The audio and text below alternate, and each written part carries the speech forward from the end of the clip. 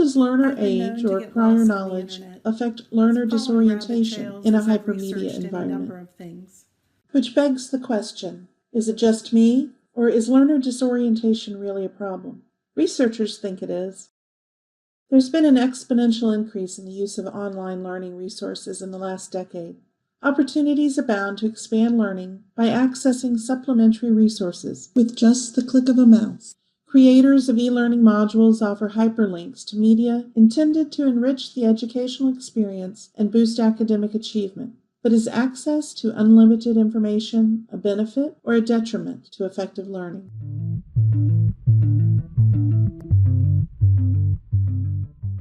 How does learner age or prior knowledge affect learner disorientation in a hypermedia environment? In what ways does a learner's prior knowledge influence the effectiveness of text structure or topology to reduce disorientation in hypermedia environments? In what ways does a learner's prior knowledge change the effectiveness of navigational supports within hypermedia environments to reduce disorientation?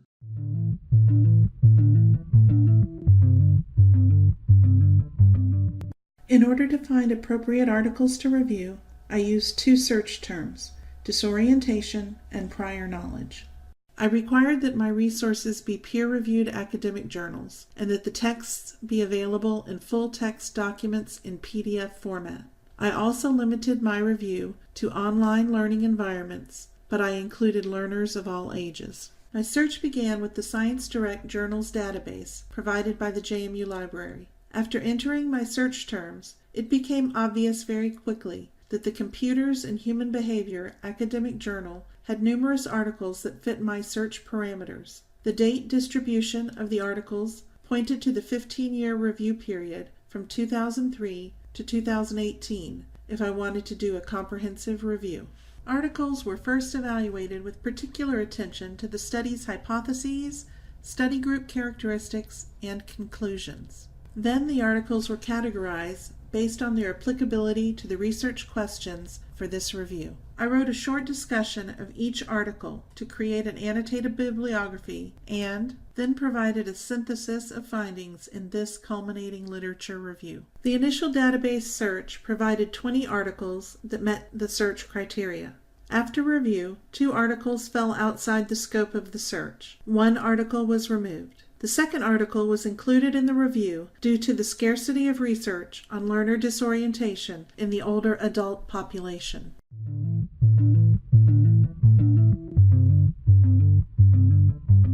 My research questions provide the framework for my findings. My first research question was, how does learner age or prior knowledge affect learner disorientation in hypermedia environments? Prior content knowledge makes it easier to understand and organize new information, which helps the learner process the information, thus avoiding conceptual disorientation, or what I like to call overload. Prior experience using computers and the internet helps learners avoid structural disorientation, that lost in space feeling that Conklin described. Age-related conditions can also affect disorientation. The lack of abstract thinking in children and the decline in spatial knowledge in older adults both lead to increased disorientation. The second research question was, how does a learner's prior knowledge influence the effectiveness of text structure or topology to reduce disorientation in hypermedia environments? All learners perform well with minimal disorientation in a linear topology. Linear text structure is the one we are most familiar with. The hypermedia environments, hierarchical and network, were detrimental to low prior knowledge learners, and they weren't particularly helpful for high prior knowledge learners. The difference reached the point of significance, though, for low prior knowledge learners. High prior knowledge learners were able to successfully navigate in the hypermedia environments. Despite their ability to navigate the topologies, the high prior knowledge learners did not experience significant improvements in their learning outcomes. And finally, the third research question. How does a learner's prior knowledge change the effectiveness of navigational supports within hypermedia environments to reduce disorientation? Navigation supports are essential in hypermedia environments. When content leaves a linear topology and a forward-backward navigation is no longer possible. The learner must have some type of navigational support in order to move throughout the subject matter. Prior knowledge plays a huge part in determining the effectiveness of the supports provided. Low prior knowledge learners find hypermedia navigation supports complicated and confusing. They don't understand how the elements within the subject matter relate to one another. Low computer and internet knowledge learners don't understand the functionality of the navigation supports and often don't know where to look for or how to use the supports provided. High prior knowledge learners find navigation supports very helpful, but their use doesn't enhance learning outcomes. Rather, it seems that high prior knowledge learners spend more time exploring the topology than learning the content.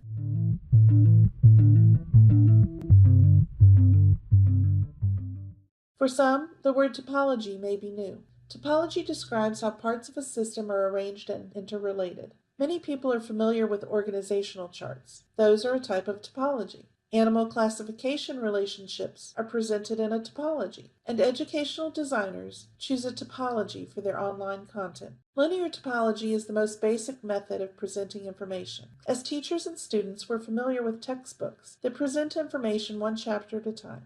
Information is presented sequentially, and each topic builds on knowledge from the previous topic. Linear topology gives the learner very little freedom of choice in how the information is presented. Instead, this topology assigns all control and responsibility for effective learning to the educational designer. The hierarchical topology introduces some freedom of navigation to the learner. It is designed to follow a linear presentation, but uses navigational links to allow the learner to choose his or her own path. Note how connections between chapters occur only at the top level of the hierarchy. This restriction allows the educational designer to limit access to new information until prerequisites are met. In a networked or referential topology, the topic boxes look very similar to the hierarchical topology. The difference appears when you consider the navigation between and amongst the topic boxes. In a networked or referential topology, there are no limits, no rules about the order in which a learner can review the information. This topology gives the learner significant control over the learning experience. You may also be wondering what was meant by the word navigational support.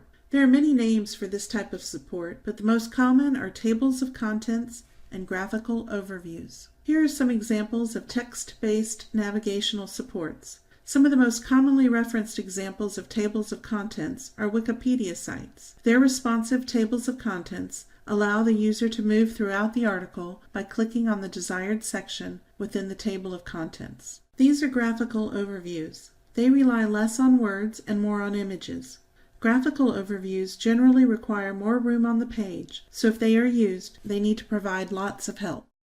The 3 research questions in this literature review yielded a lot of information.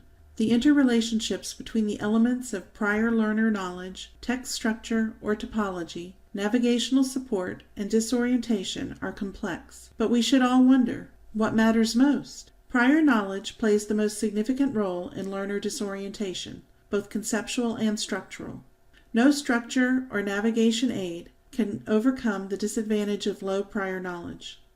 Learners that have either content prior knowledge or computer and internet prior knowledge will fare better than learners with low prior knowledge in both areas. Learners that have both content and computer internet prior knowledge can be successful in any topology. Text structure is the second most important. Topology makes a significant difference for low prior knowledge learners.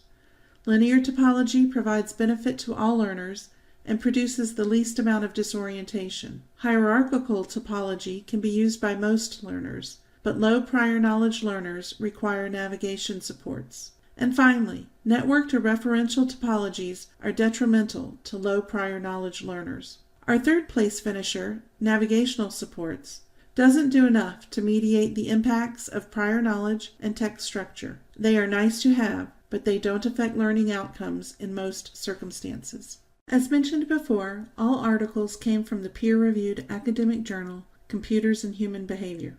This literature review was very limited in scope in order to meet the requirements of the assignment. However, it was a comprehensive review of the articles from this journal published between 2003 and 2018. The website for the journal highlights that the key focus of the journal is to examine how human behaviors are shaped or expressed by computers. This is a specifically psychological perspective rather than an educational one.